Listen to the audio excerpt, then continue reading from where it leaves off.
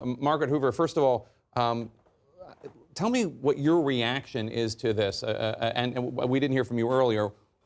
I assume, like the world, you thought Professor Blasey Ford was credible and moving. Yes? Deeply credible and deeply moving. And what do you make of this? Because a lot of people are responding, a lot of people on the right are responding the same way. They find him very credible and very moving. Not only do I find him very credible and moving, he was clearly emotional, he was clearly indignant, he was clearly angry. And one can understand if he believes every word he's saying in his story, justifiably so. And so you have here two people, it seems to me, who have come and told their best truth, their best version of the truth. And now it's up to people like us to try to determine what is that truth and what's going to be the future of this country. But to me, I found Brett Kavanaugh to be enormously compelling and enormously honest. And this has been my position all along. This is a sense I have had from him, from the colleagues that worked in the Bush White House with me, with him.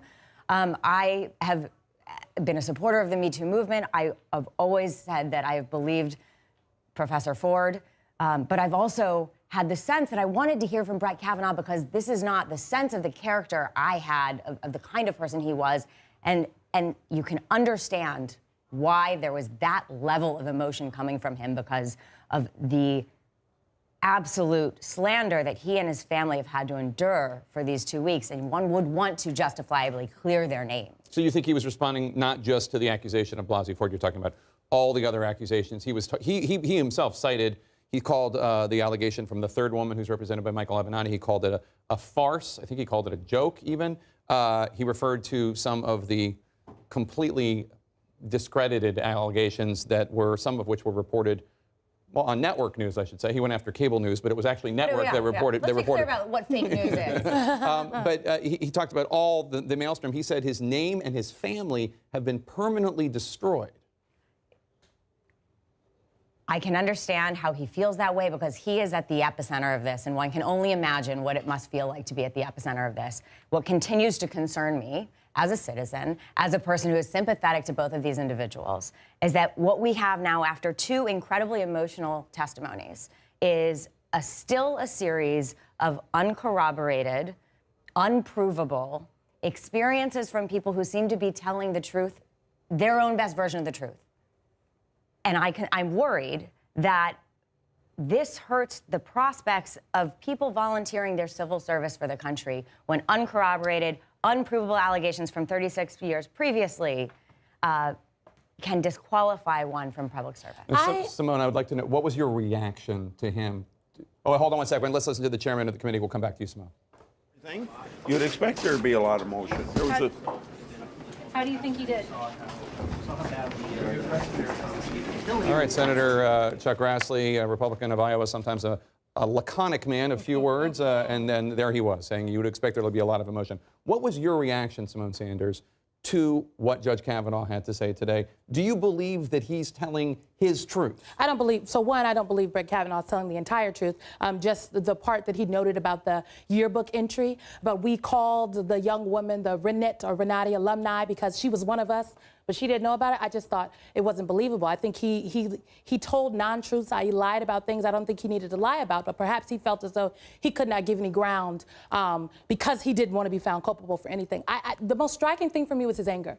I understand if you believe you have not done something wrong and you are upset and you are angry, but the way he portrayed himself at the outset of this hearing today, he looked unhinged. He looked dismissive.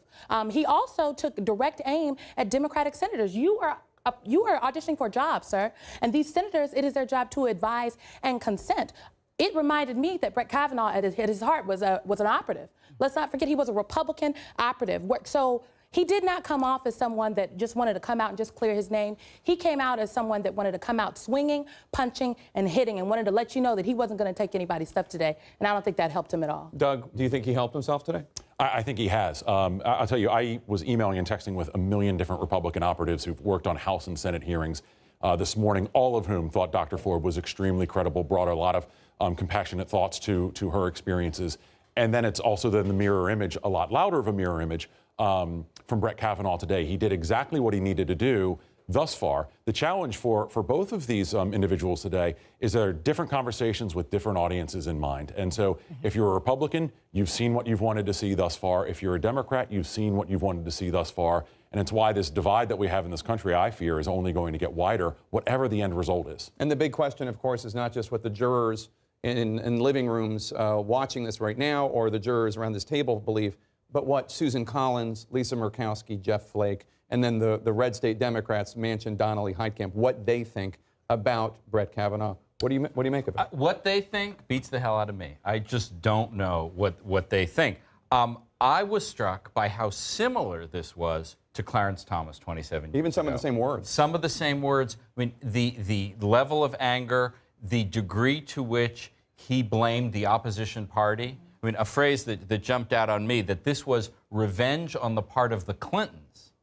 I mean, it wasn't even just blame, as you pointed out, the Democratic senators, that this was revenge on the part of the Clintons, plural. Hillary Clinton, who lost in 2016, and Bill Clinton, whom he investigated. As part of the Whitewater team. As part of Ken Starr's team. You know,